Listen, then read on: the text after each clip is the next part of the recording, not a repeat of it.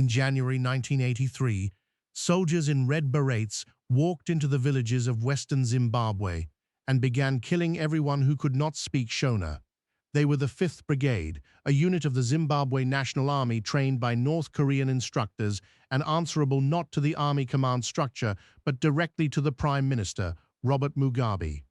Over the next 4 years, an estimated 20,000 civilians in Matabeleland and the Midlands were shot, burned, starved, or thrown down disused mine shafts. The killings had a name: Gukurahundi, a Shona word meaning the early rain that washes away the chaff before the spring rains. It was not a name coined by survivors or journalists. It was the government's own word for what it was doing, spoken openly at political rallies. This is not the story of one man's cruelty. It is the story of an entire state apparatus, an army, a police force, an intelligence service, a legal system, and eventually 2 formal commissions of inquiry being turned toward the task of making a massacre unspeakable.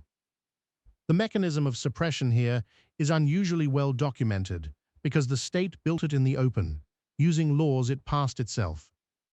Zimbabwe was less than 3 years old. Independence had come in April 1980 after a long liberation war fought by 2 rival armies: ZANU, the military wing of Mugabe's ZANU, drawing on the Shona-speaking majority, and ZAPU, the wing of Joshua Nkomo's ZAPU, rooted in Ndebele-speaking Matabeleland. They had fought the same enemy. They had never trusted each other. Independence required folding both guerrilla armies plus the old Rhodesian security forces into one national army. It went badly. In November 1980 and again in February 1981, fighting broke out between ZANU and ZAPU, former combatants, at Entumbane, a township outside Bulawayo. The clashes killed hundreds and required tanks and air support to suppress. The government appointed a commission under Justice Enoch Dumbutshena to investigate. The commission took evidence. It produced a report. The report was never published. That was the first refusal. It established a pattern the state would follow for the next 4 decades, and it meant that when the far larger killing began, there was already a working precedent for what to do with inconvenient findings.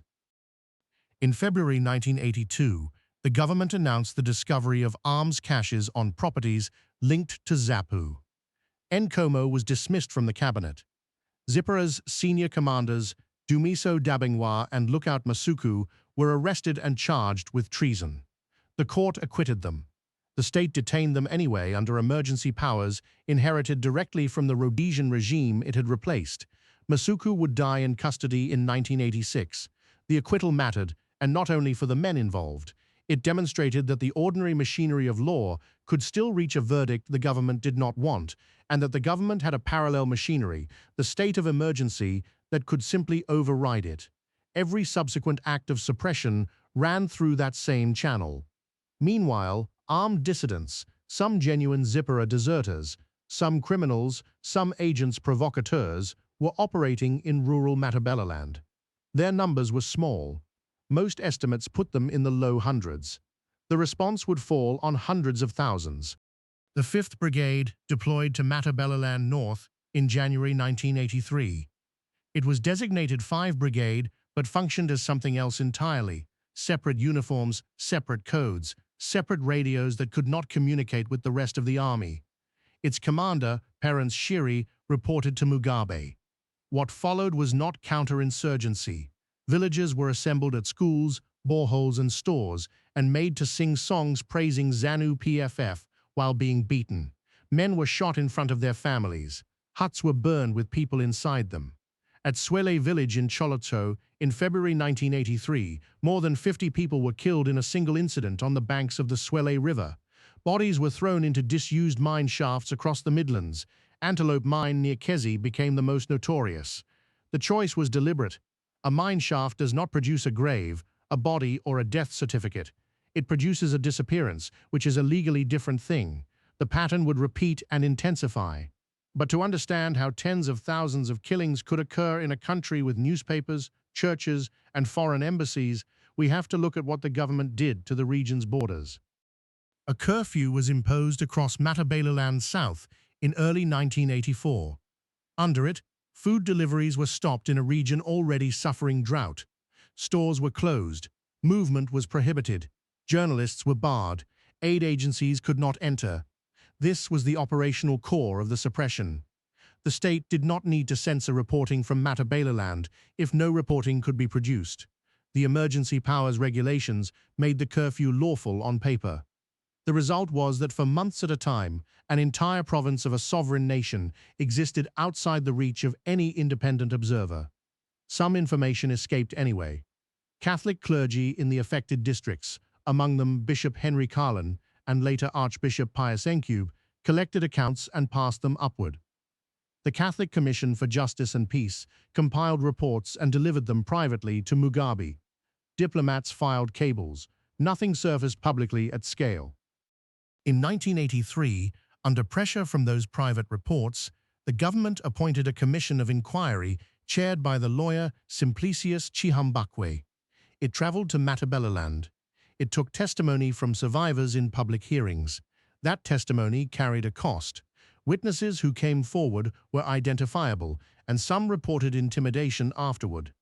People described watching relatives shot, described the pits, described the burnings, on the record, to a body appointed by their own government. The Chihambakwe report was completed. It was never released. For decades, successive ministers offered the same explanation. Publishing it would reopen wounds, or the files could not be located. In 1999, the government told the public the report had been lost. 2 commissions of inquiry, 2 buried reports, and in both cases the state possessed the evidence and chose the silence. That is the difference between a cover-up and a failure of record-keeping. And then came the arrangement that made the silence permanent. On 22nd of December 1987, Mugabe and Nkomo signed the Unity Accord. ZAPU was absorbed into ZANU-PF. Nkomo returned to government as a vice president. The Fifth Brigade was disbanded and its members reassigned. The violence stopped. That was real, and for people in Matabeleland, it mattered more than anything on paper. But the accord came with an amnesty, Clemency Order No. 1 of 1988, covering offences committed in the disturbances. It applied to dissidents. It applied to the security forces. It closed the possibility of prosecution before a single case had been brought. No one was ever tried for Gukurahundi. Terence Shiri went on to command the Air Force of Zimbabwe and later served as a cabinet minister until his death in 2020. The state's own documents, its own commission testimony, its own knowledge of what happened, none of it entered a courtroom. In 1997, the Catholic Commission for Justice and Peace and the Legal Resources Foundation published Breaking the Silence, Building True Peace, a report built on more than 1,000 interviews, church records, and hospital data. It remains the most detailed account that exists. Inside Zimbabwe, its circulation was effectively choked off. Copies were hard to find. Discussion of it in state media was minimal. The work was done, and then it too was pushed to the margins. Survivors in Matabeleland faced a specific bureaucratic cruelty for decades afterward. A person killed in a mine shaft has no death certificate. Without a death certificate, the surviving children could not obtain birth certificates. Without birth certificates, they could not enroll in school, sit exams, get identity documents, or vote. The disappearance was engineered to be legally invisible, and it stayed invisible in the lives of the next generation. Mugabe addressed it once, in 2000, calling Gukurahundi a moment of madness. It was the closest thing to an official acknowledgement in his 37 years in power. After his removal in 2017, the government under Emerson Mnangagwa, who had been Minister of State Security during the killings, permitted limited exhumations and reburials, and in 2024 appointed traditional chiefs to gather testimony. The Chihambakwe and Dumbutshena reports remain unpublished. What makes this case unusual is not the killing. It is that the state investigated itself twice, wrote down what it found, and then kept the findings.